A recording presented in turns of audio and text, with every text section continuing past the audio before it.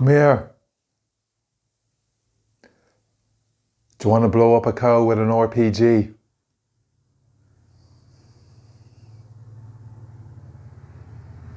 Today's story is called The Disneyland of Death.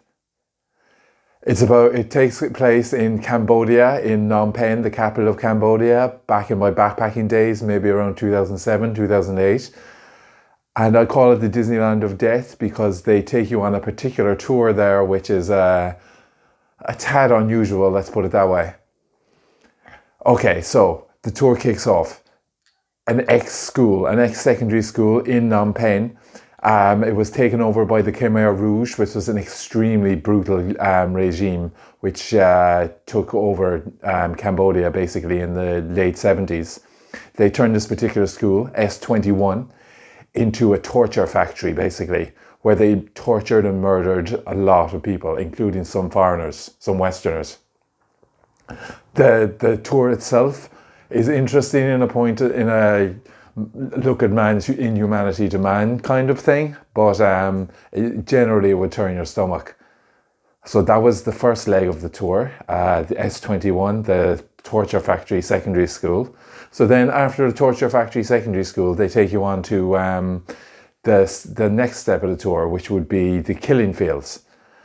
Now, the killing fields are basically bodies, skulls stacked in sheds from the ground right up to the roof. The same brutal organization called the Khmer Rouge enslaved most of the Cambodian population and killed millions. Lots of the people who were killed in the killing fields, they were starved to death, they were shot, they were killed in all types of ways. But it's actually brutal. So that's a nice follow-up. Okay, so after the S21 and the killing fields, there's the last step of the tour. Now, what you want to do after witnessing torture and death? Well, if you're anything like the Cambodians, you want to go off to a firing range and fire off a few shots, more than a few shots. So they take you to the firing range and they give you an AK-47. They give you a chance to shoot the 50 cal, which is like the one of the big massive machine guns they put on the top of tanks. And that's where I was asked, hey, do you want to blow up a cow with an RPG? One last thing about the firing range, guys. This is a rumor, but I personally believe it to be true, and I'll leave you make up your own minds.